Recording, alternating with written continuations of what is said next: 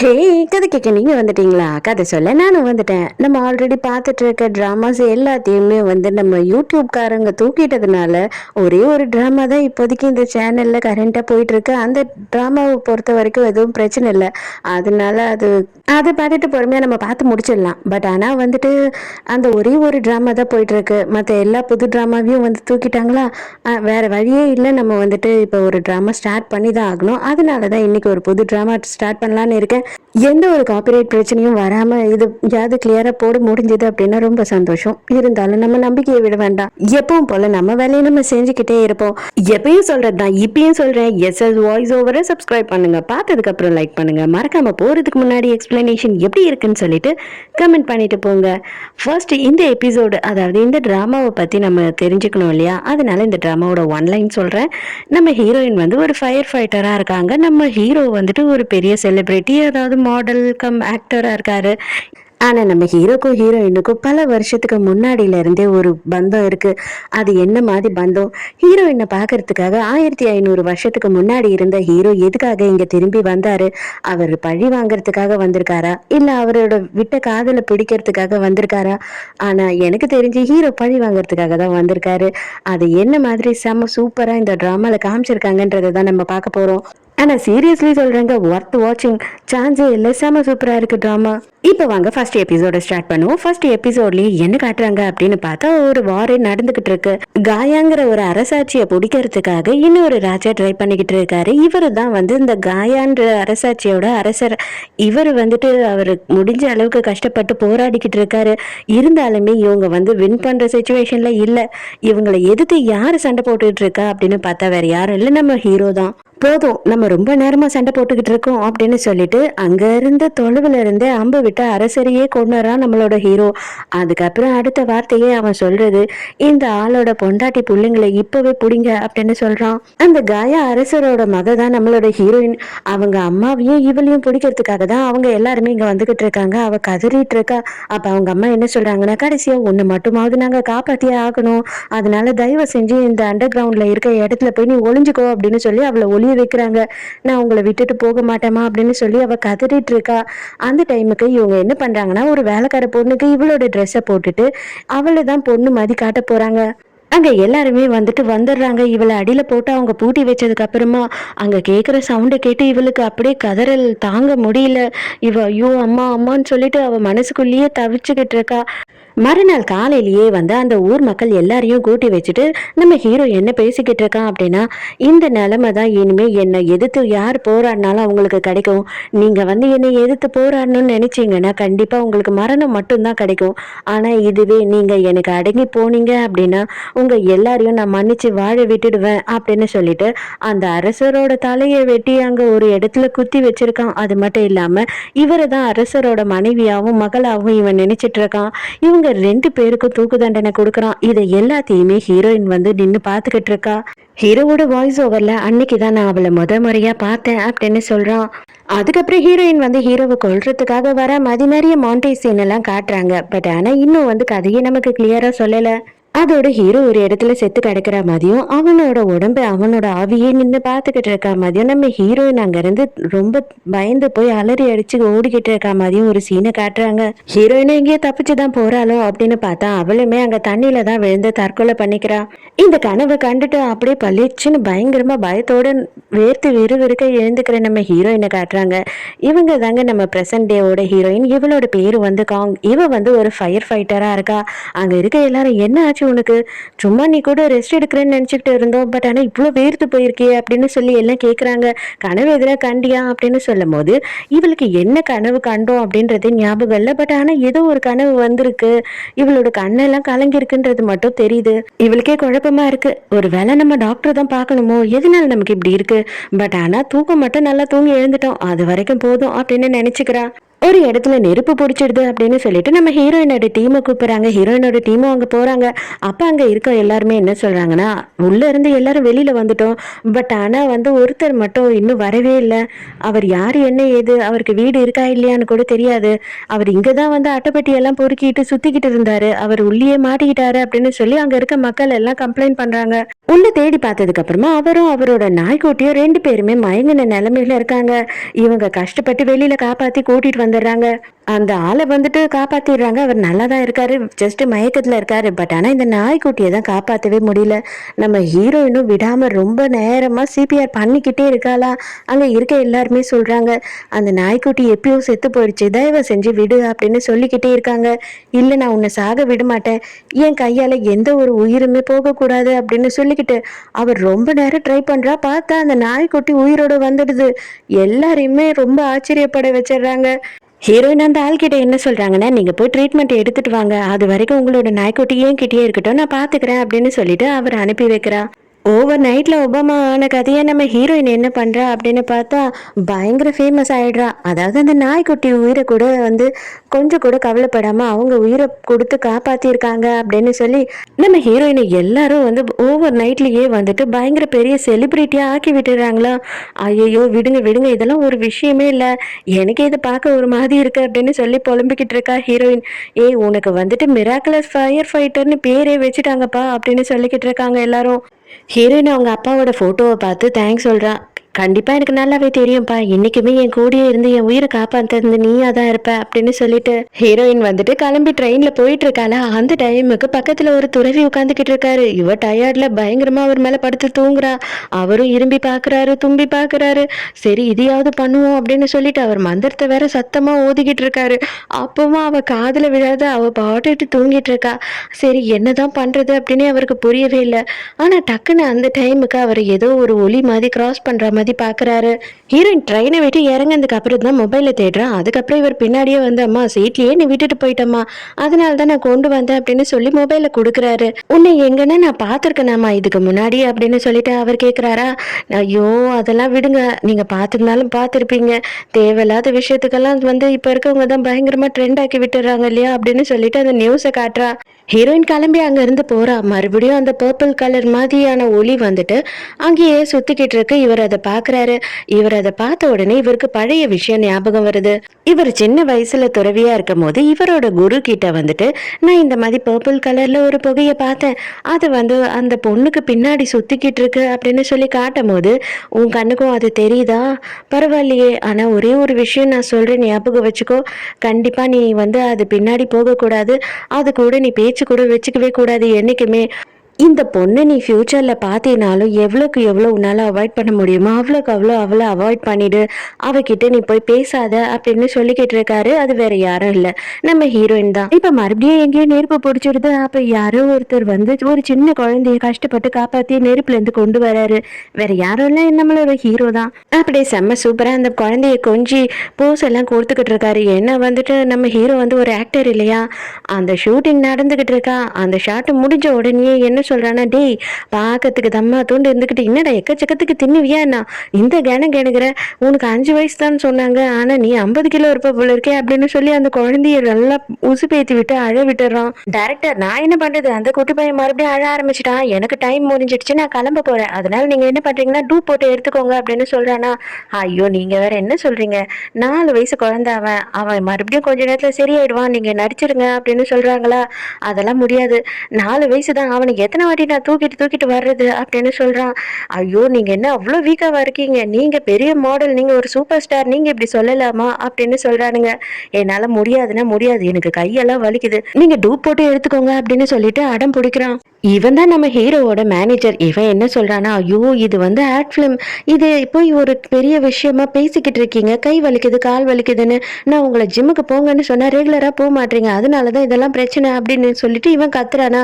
எனக்கு அந்த ஜிம்முக்கு போயிட்டு இந்த 6 பேக் வைக்கிறது அது இதெல்லாம் பிடிக்காது, எனக்கு வந்துட்டு நான் விஜய் சேதுபதி மாதிரி இருந்தாவே போதும்டா அப்படின்னு சொல்லும் போது, ஐயோ நீங்க என்ன பேசுறீங்க, இந்த மிராக்குலஸ் ஃபயர் ஃபைட்டர் இருக்கா இல்லையா, அவள பேஸா வச்சு தான் இந்த ஆடே எடுக்குறாங்க.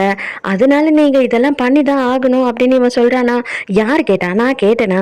இந்த மாதிரியான விஷயத்தெல்லாம் நான் நடிக்க மாட்டேன்னு நான் சொல்லியிருக்கேனா இல்லையா? அந்த நெருப்பு, அந்த சுத்தி அந்த சவுண்டு அதெல்லாம் எனக்கு புடிக்கவே இல்ல. என்னால இது நடிக்கவே முடியாது. அது மட்டும் இல்லாம, நீ இன்னொன்னு தெரிஞ்சுக்கோ. இன்னைக்கு நான் வந்து டேட்டிங் போக போறேன் அப்படின்னு சொல்றான். என்ன சொல்றீங்க நீங்க? ஆல்ரெடி உங்கள பத்தி எக்கச்சக்கமான ரூமர்ஸு, ஸ்கேண்டல்ஸ் எல்லாம் போயிட்டுருக்கு. நீங்க எங்கேயுமே போக்கூடாதுன்னு சொல்றான். அதெல்லாம் முடியாது. என்னால என்னோட கேர்ள் ஃப்ரெண்ட் வெயிட் பண்ணிக்கிட்டு இருக்கா. நான் போயே ஆகணும் அப்படின்னு இவன் சொல்றான். அதே மாதிரி இன்னொரு ஆக்ட்ரஸ் வந்து வெளியில வெயிட் பண்ணிக்கிட்டு இருக்கா. இவன் வேக வேகமா ஓடி வந்து அவளுக்கு முத்தம் கொடுத்துட்டு, ஐயோ சீக்கிரம் வா, என் மேனேஜர் துரத்தி வந்துகிட்டே இருக்கான், சீக்கிரம் காரை எடு அப்படின்னு சொல்லி கத்திட்டு கார்ல ஏறிடுறான். ஐயோ ப்ளீஸ் ப்ளீஸ் நீங்க போகாதீங்க போகாதீங்கன்னு சொன்னாலும் கேட்காம அவன் பாட்டி சின்ன குழந்தை மாதிரி ஜாலியா கை காமிச்சிட்டு போயிடுறான். இவனுக்கு என்ன பண்றதுன்னே தெரியல. நம்ம ஹீரோவோட பேரை நான் சொல்லவே இல்லை இல்லையா? நம்ம ஹீரோவோட பேர் வந்து ஜுன்ஹோ. இவனை காட்டுறாங்க இல்லையா? இவன் வந்து மின்ஹோ, நம்ம ஹீரோவோட பிரதர். இவர் தான் வந்து ஒரு பெரிய ப்ரொடக்ஷன் கம்பெனி வச்சிருக்காரு. அது மட்டும் இல்லாம நம்ம ஹீரோவை எல்லாத்துலயும் இவர் தான் நடிக்க வச்சுக்கிட்டும் இருக்காரு. நம்ம ஹீரோ பண்ற செம்ம சேட்டனால இவருக்கு பயங்கர பிரச்சனை. இவன் டேட்டிங் போறேன் அங்க போறேன் இங்க போறேன்னு சொல்லிட்டு அந்த ஆக்ட்ரஸ் கூட சுத்திக்கிட்டே இருக்கானா. அதனால எக்கச்சக்கமா போட்டோ எல்லாம் லீக் ஆகி இவனை பத்தி எக்கச்சக்கமா ரூமர்ஸ் எல்லாம் வர ஆரம்பிச்சிடுது. இவன் என்ன பண்றான்னா காசு கொடுத்து இந்த போட்டோஸையும் அந்த ரூமர்ஸ் எல்லாத்தையும் டெலீட் பண்றதுக்கே இவனுக்கு கரெக்டா இருக்கு. நம்ம ஹீரோ ஷாப்பிங் போற இடத்துல ஒரு ஆக்டரை பாக்குறான். அவனோட பேர் வந்து ஹான். அவனுக்கும் இவனுக்கும் ஆகாது போல ரெண்டு பேருமே பாத்துக்கும் போதே வந்து ஒருத்தனை ஒருத்தன் அசிங்கப்படுத்திக்கிட்டே இருக்கானுங்க. அப்பதான் என்ன சொல்றான் ஹான்னு பார்த்தா, உனக்கு சியோல் சொல்லவே இல்லையா? அவளும் நானும் அடுத்த டிராமா நடிக்கிறோம், உனக்கு தெரியாதா அப்படின்னு சொல்லி கேட்குறான். ஹீரோவுக்கு இப்போ வரைக்கும் அது தெரியாது. ஏன்னா சியோல்ன்றது வந்து இவனோட கேர்ள் ஃப்ரெண்டு தான். ஹீரோக்கா செம்ம கொலவெறி ஆத்திரம் வருது. அவ ஏன் என்கிட்ட சொல்லவே இல்லை? இல்லையே, அப்படியெல்லாம் ஒன்றும் இல்லையே அப்படின்னு சொல்லிட்டு இவன் சொல்றான். ஓ அப்படியா? ஏன்னு தெரியுமா? உனக்கு தான் ஹிஸ்ட்ரி பத்தின ட்ராமா எதுவுமே பிடிக்காது இல்லையா? அது ஒரு ஹிஸ்டாரிக்கல் ட்ராமா. அதனால தான் வந்துட்டு அவ உன்கிட்ட பெருசா சொல்லியிருக்க மாட்டா அப்படின்னு சொல்றான். மின்ஹோ வந்துட்டு நம்ம ஹீரோ கிட்ட, டேய் தயவு செஞ்சு கொஞ்ச நாளுக்கு சும்மா ஆடுறா, என்னால முடியல, நம்ம சொத்தையே அழிச்சா கூட பத்தாது போல, நீ பண்ற ரூமர் எல்லாத்தையும் நான் காசு கொடுத்து மறைக்கிறதுக்கு அப்படின்னு சொல்லிக்கிட்டு இருக்கும் போது, அதெல்லாம் இருக்கட்டும், எனக்கு முக்கியமான ஒரு ஹெல்ப் வேணும் உன்கிட்ட இருந்து. சியோல் வந்துட்டு ஏதோ ஒரு டிராமால நடிக்கிறாளாம் அந்த ஹான் கூட. அது எனக்கு பிடிக்கவே இல்லை. அந்த டிராமால நான் தான் நடிக்கணும். நீ என்ன பண்ணுவியோ எது பண்ணியோ தெரியாது, அந்த கேரக்டரை எனக்கு வாங்கி கொடு அப்படின்னு சொல்றான். ஐயோ அதெல்லாம் இப்ப முடியாது, ஆல்ரெடி அவங்க எல்லாம் கமிட் ஆகி எல்லாத்தையுமே ஸ்டார்ட் பண்ணிட்டாங்க, இப்ப என்னால அதெல்லாம் பண்ணவே முடியாது அப்படின்னு சொல்றான். அதுக்கு இவன் அடை பிடிச்சிக்கிட்டு உட்காந்துக்கிட்டு இருக்கான். ப்ளீஸ் ப்ளீஸ்னு சாக்லேட்டுக்கு அழுவுற குழந்தை மாதிரி பண்ணிக்கிட்டு இருக்கான். நம்ம மின்ஹோக்கு ஒரு அசிஸ்டன்ட் இருக்காரு. அவர்கிட்ட வந்து மிஸ்டர் சியோக்கை பத்தி கண்டுபிடிச்சிங்களா அப்படின்னு சொல்லி கேட்கும் போது, இல்ல அவர் ஜெயில இருந்து வந்துட்டாருன்னு தெரியும், ஆனா அவர் அதோட எங்க போனாரு என்ன பண்றாரு அப்படின்ட்டு எந்த ஒரு நியூஸுமே இல்லை அப்படின்னு சொல்றான். மறுபடியும் ஹீரோயினை காட்டுறாங்க. அதுல தான் வந்து சிஇஓ சியோக்குன்னு போட்டிருக்கு. யார் தெரியுமா? இப்ப மின்ஹோ தேடிக்கிட்டு இருக்கான் இல்லையா, அவர் தான் லூஸ் மாத்தி சுத்திக்கிட்டு இருக்காரா இல்ல என்ன அப்படின்றது நமக்கு தெரியல. அவரை தான் நம்ம ஹீரோயின் காப்பாத்திருக்கா அந்த நாய் கூட. இப்ப அவரு கொஞ்சம் பெட்டர் ஆயிட்டு நாயை வாங்குறதுக்காக வந்திருக்காரு. அதுக்கப்புறம் மறுபடியும் நான் கிளம்புறேன்னு சொல்லிட்டு அங்க இருந்து போறாரு. எல்லாருமே என்ன சொல்றாங்கன்னா, இவர் போட்டிருக்க கோட் சூட்டோட விலை எவ்வளவு இருக்கும் தெரியுமா? எதுக்காக இவர் வீடு எதுவும் இல்லாத மாதிரி இப்படி பரதேசி மாதிரி சுத்திக்கிட்டு இருக்காருன்னே புரியல அப்படின்னு சொல்லி பேசிக்கிறாங்க. சின்ன வயசு ஹீரோயினை காட்டுறாங்க. தூக்கத்துல இருந்து எழுந்து அப்பா அப்பான்னு அழுதுகிட்டு இருக்கா. அந்த பர்பிள் கலர் வேற யாரும் கிடையாது, நம்ம ஹீரோ தான். ஹீரோவோட ஆத்மா தான் வந்து ஹீரோயினை சுத்திக்கிட்டே இருக்கு போல. அதே மாதிரி பிரசன்ட்ல ஹீரோயின் தூங்கிட்டு இருக்கா. அவளோட பக்கத்திலேயே வந்துட்டு நின்னுக்கிட்டு இவளை தொடறதுக்காக ட்ரை பண்ணிக்கிட்டு இருக்கு. இப்ப ஹீரோ என்ன பண்றான்னா, அண்ணனை விட்டுட்டு சியோல் கிட்டே வந்துடுறான். எப்படியாவது வந்து அந்த டிராமால என்னதான் நீ ஹீரோவா போடணும் அப்படின்னு சொல்லிக்கிட்டு இருக்கான். அவ என்னால முடியவே முடியாது, அது ஹிஸ்டாரிக்கல் டிராமா, உனக்கு பிடிக்கவே பிடிக்காததெல்லாம் எனக்கு நல்லாவே தெரியும்ன்றா. ஐயோ அப்படியெல்லாம் இல்லை, நான் வந்து சான்ஸே இல்லாத மாதிரி செம்மையா பண்ணிடுவேன், நீ வந்து எப்படியாவது நீ ஹீரோவை மட்டும் போட்டுரு அப்படின்னு சொல்றான். எனக்கு நல்லாவே தெரியும் நீ எதுக்காக இப்படி எல்லாம் பண்றேன்னு சொல்லிட்டு, நான் எங்க உன்னை வந்து பிரேக்கப் பண்ணிடுவணும் அப்படின்னு சொல்லிட்டு நீ பயப்படுற. நான் ஒரு விஷயம் உன்கிட்ட சொல்லட்டா? இது வரைக்கும் 300 நாள் நான் எந்த பையனையும் டேட் பண்ணதே இல்லை. அதுக்குள்ளேயே எங்களுக்கு கன்ஃபார்மாவே வந்து பிரேக்கப் ஆயிடும். என்னையோட நம்ம 2 பேரும் டேட் பண்ண ஆரம்பிச்சு 300 நாள் ஆயிடுச்சு. உண்மைதானே? இது எவ்வளவு பெரிய விஷயம் தெரியுமா அப்படின்னு சொல்றா. மறுநாள் காலையில அதோட வந்துட்டு மேனேஜர், எழுந்துருங்க, என்ன பண்றீங்க என்ன பண்றீங்க அப்படின்னு கத்திக்கிட்டே வரான். டைம் ஆயிடுச்சு ஷூட்டிங்க்குன்னு. அப்புறம் உத்து பார்த்தா தான் தெரியுது, இவன் தலையில ஏதோ ஒரு பேப்பர் ஒட்டியிருக்கு. அதுல அந்த சியோல் என்ன பண்ணியிருக்கானா, ரொம்ப தேங்க்ஸ், ரொம்ப ஜாலியா இருந்த, ஃபன்னா இருந்தது, இதோட நான் வந்து உன்னை பிரேக்கப் பண்றேன், பாய் அப்படின்னு சொல்லிட்டு எழுதி ஒட்டிட்டு போயிருக்கா. இவனுக்கு தெரியாம நல்லா தூங்கிட்டு இருக்கான். அதுக்கப்புறம் ரொம்ப நேரம் எழுப்பி பார்த்த பார்த்தாதான் தெரியுது ஹீரோ வந்து மயங்கி இருக்கான் தூங்கலன்னு சொல்லிட்டு. மின்ஹோவும் ஹாஸ்பிட்டலுக்கு வந்துடுறான். நம்ம மேனேஜர் தான் கஷ்டப்பட்டு இவனை கொண்டு வந்து ஹாஸ்பிட்டலில் சேர்த்துருக்காரு. இவன் வந்த உடனே அண்ணன் கிட்ட, அண்ணா எனக்கு கை வலிக்குது தெரியுமா, எனக்கு காலெல்லாம் வலிக்குது, இவன் என்னை எப்படி தான் தூக்கிட்டு வந்தான்னு தெரியல, ஹாஸ்பிட்டலுக்கு ஏடாகூடமா தூக்கிட்டு வந்துட்டான் போல அப்படின்னு புலம்பிட்டு இருக்கான். மறுபடியும் ஹீரோ ஆரம்பிச்சிடறான். ஆனா எப்படியாவது தயவு செஞ்சு அந்த ரோல் மட்டும் எனக்கு வாங்கி கொடுத்துரு, அது போதும், கொஞ்ச நேரம் நீ ரெஸ்ட் எடு, நான் வரேன்னு சொல்லிட்டு மின்ஹோ வெளியில வந்துடுறான். வந்த உடனே மேனேஜர் கிட்ட கேட்டா என்னடா ஆச்சு அப்படின்னு கேட்கும் போதுதான் புரியுது, அவர் நல்லா தூங்கிட்டு இருக்காருன்னு நினைச்சு நான் போய் எழுப்புறதுக்கு போனேன், அவர் மயங்கி கிடந்தாரு. ஆனா இன்னொரு விஷயம் என்னன்னு பாத்தீங்கன்னா, அவரோட நெத்தியில ஒரு பேப்பர் ஒட்டிட்டு இருந்தது, சியோல் வந்து நான் பிரேக்கப் பண்றேன் அப்படின்னு சொல்லிட்டு போயிட்டா அப்படின்னு சொல்லும் போது, என்னடா சொல்ற, இது அவனுக்கு தெரியுமா அப்படின்னு சொல்லி இவர் அதிர்ச்சி ஆகுறாரு.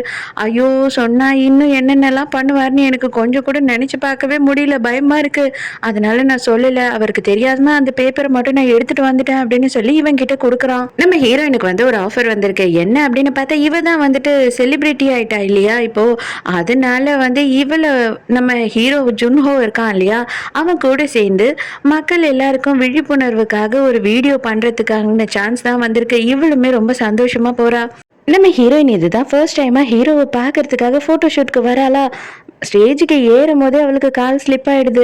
நம்ம ஹீரோ கரெக்டா அவளை தாங்கி பிடிக்கிறான். போட்டோ ஷூட்ல அப்படியே வந்துட்டு நம்ம ஹீரோவும் ரொம்ப ஜென்டில்மேன் மாதிரி வாங்க வாங்க இங்க நில்லுங்க, இப்படி போஸ் கொடுங்க அப்படி போஸ் கொடுங்க அப்படின்னு சொல்லிட்டு ஹெல்ப் பண்ணிட்டு இருக்கான். அதுக்கப்புறமா யாருன்னா ஆபத்துல இருந்தா அவங்கள எப்படி காப்பாற்றணும் அப்படின்றதெல்லாம் இவ வந்து நம்ம ஹீரோக்கு ட்ரைனிங் கொடுக்குற மாதிரியும், அதுக்கப்புறமா வந்து அது எல்லாத்தையும் ஷூட் பண்ணிக்கிட்டு இருக்காங்க. ஆனா ஹீரோயினும் அப்படியே வந்து கேஷுவலா தொட்டுக்கிட்டு அவனை சொல்லி கொடுத்துட்டு இருக்கா. இவன் அப்படியே கேமராலாம் இருக்கிற வரைக்கும் ரொம்ப நல்ல மாதிரியா நடந்துக்கிறானா.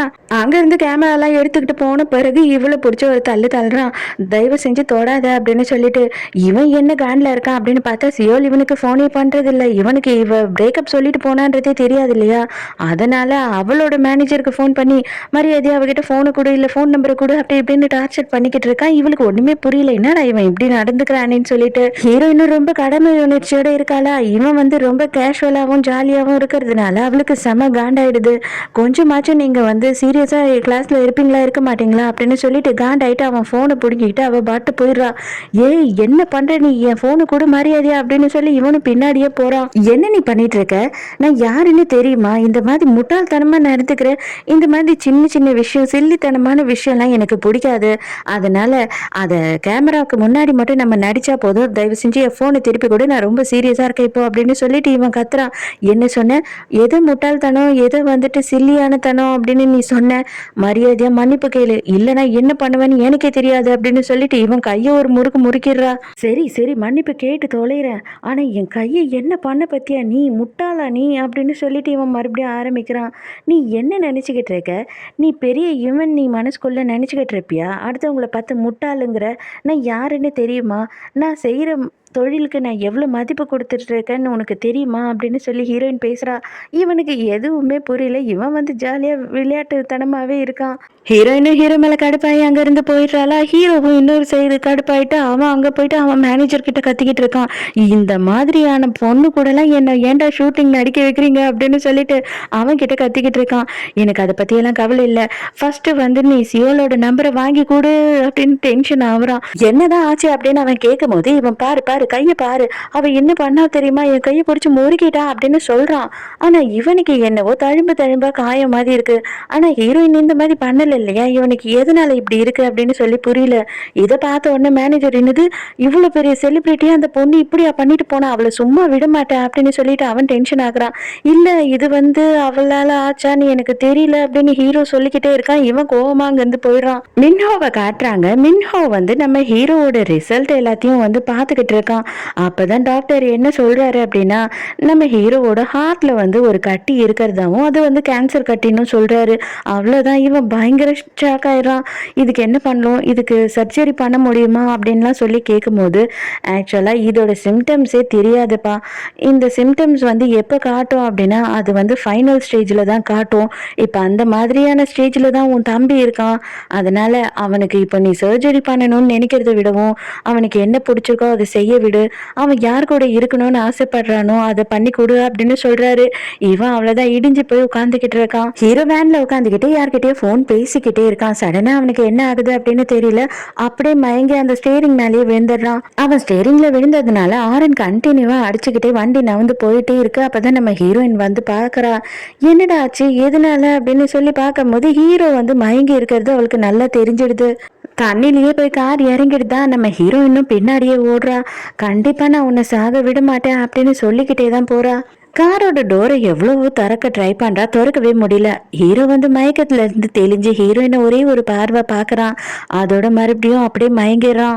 ஹீரோயினால கால் கண்ணாடியை வந்து உடைக்கவே முடியல. ரொம்ப நேரமா ட்ரை பண்றா. ரொம்ப கஷ்டப்பட்டு தான் வந்துட்டு அவ உடைக்கிறா.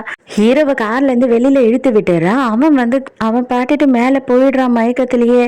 ஆனா ஹீரோயினோட கால் மாட்டிக்குது. ஹீரோயின் தப்பிக்கிறதுக்கு ரொம்ப டைம் எடுத்துடுது. அதனால அது கொஞ்ச நேரத்திலேயே பார்த்தா ஹீரோயினுமே மயங்கிடுறா. அப்பதான் தண்ணியில வந்துட்டு நம்ம கிங் இருக்காரு இல்லையா, அவர் வந்து ஹீரோயினுக்கு கிஸ் கொடுக்குற மாதிரி ஒரு சீன் வருது. இது ஹீரோயினோட கனவா இல்ல உண்மையாவே தான் அவர் வந்து கொடுக்குறாரா அப்படின்றது நமக்கு தெரியல. அடுத்த நிமிஷமே ஆனா கனவுல இருந்து ஹீரோயின் எழுந்துடுறாளா. அவளுக்கு மயக்கெல்லாம் தெளிஞ்சு நல்லபடியா ஆன மாதிரி ஆயிடுறா. அவ கஷ்டப்பட்டு மேல வந்துடுறா. மேல வந்து பார்த்தா ஹீரோவை காப்பாற்ற முடியாம ரொம்ப கஷ்டப்பட்டு ட்ரை பண்ணிக்கிட்டு இருக்காங்க. அவனுக்கு வந்து ஹார்ட் அட்டாக் வந்துடுச்சுன்னு சொல்லிக்கிட்டு இருக்காங்க. ரொம்ப நேரமா வந்து ட்ரை பண்ணியுமே ஹீரோவோட ஹார்ட் பீட்டை திரும்ப வர வைக்க முடியலையா. அவங்க அண்ணனுமே அங்க வந்துடுறாரு. இதுக்கு மேல அவனை கஷ்டப்படுத்தாதீங்க அப்படின்னு சொல்றாரு. ஃபேமிலியே ஸ்டாப் பண்ண சொன்னா ஸ்டாப் பண்ணி தான் ஆகணும். அதனால வந்துட்டு நம்ம ஹீரோ இறந்துட்டான்னு சொல்லிட்டு டைமையும் டேட்டையும் குறிச்சிட்டு போயிடுறாங்க டாக்டர். அவ்வளவுதான். இதை பார்த்த உடனே ஹீரோயின் அங்கேயே மயங்கி விழுந்துடுறா. ஹீரோவோட பாடியை கொண்டு போறாங்க. நம்ம ஹீரோயினையும் அங்க பெட்ல படுக்க வச்சிருக்காங்களா. அப்ப இவங்க 2 பேரோட கையுமே வந்து டச் ஆகுது. ஹீரோவோட பாடியை வந்து மார்ச்சரியில வச்சிருக்காங்க. மார்ச்சரியில வந்து நம்ம கிங் ஹீரோவோட பாடியில இறங்கிடுறாரு. உயிருக்கு உடம்பு கிடைச்ச உடனே உடம்பு பாக்குறாரா. என்னது இது உடம்பு இவ்வளோ கேவலமா வச்சிட்டு இருக்கான் இவனோட உடம்பு. ஆனா ஏதோ ஒண்ணு எனக்கு ஒரு உடம்பு கிடைச்சிடுச்சு அப்படின்னு சொல்லி சந்தோஷப்படுறாரு. ஹீரோ வந்து செத்துட்டான் அப்படின்னு நியூஸ் ஓடிக்கிட்டு இருக்கா. இப்பதான் ஹீரோ வந்து அந்த நியூஸை கிராஸ் பண்ணி போறான். அதை பாக்குற இந்த சின்ன குழந்தை பயந்துடுது. பேனு பாக்குது நம்ம ஹீரோவைய. அவன் தான் இவனா அப்படின்னு சொல்லிட்டு நேரா ஹீரோ எங்க போயிருக்கான் அப்படின்னு பார்த்தா நம்ம ஹீரோயினை பார்க்க தான் போயிருக்கான். அவளும் இப்பதான் வந்து மயக்கத்துல இருந்து எழுந்துக்கிறான். எழுந்த உடனே நீ செத்துருவியோ அப்படின்னு சொல்லி நான் பயந்துட்டேன். நல்ல வேலை நீ சாகல அப்படின்னு சொல்றான். ஜுன்வோ உனக்கு ஒன்னும் ஆகல அப்படின்னு சொல்லி ஹீரோயின் எழுந்துக்கிறாளா. அப்படியே அவளை இழுத்து பிடிச்சி கட்டி பிடிச்சிக்கிறான். இவளுக்கு ஒண்ணுமே புரியல. இவன் என்னடா அந்த மாதிரி நடந்துக்கிட்டான், இப்ப நம்மளை கட்டி பிடிச்சிருக்கான் அப்படின்னு சொல்லி யோசித்துக்கிட்டு இருக்கா. நான் உன்னை ரொம்ப மிஸ் பண்ணேன் அப்படின்னு சொல்லிட்டு ஹீரோ கத்தி எடுக்கிறான் ஹீரோயினை குத்துறதுக்காக. அப்பதான் வந்துட்டு பிளாஷ்பேக்ல நமக்கு என்ன நடந்தது அப்படின்றதையே காட்டுறாங்க. நான் உங்களை ரொம்ப உயிருக்கு உயிரா நேசிக்கிறேன் அப்படின்னு சொல்லிட்டு ஹீரோயின் சொல்றா. ஹீரோ அப்படியே நின்னுக்கிட்டே இருக்கான். அப்பதான் ஹீரோவோட வாய்ஸ் ஓவர்ல என்ன வருதுன்னா, ஆமா நான் வந்து உயிருக்கு உயிரா நேசிச்ச என்னோட காதலியோட கையால தான் செத்தேன் அப்படின்னு சொல்றான்.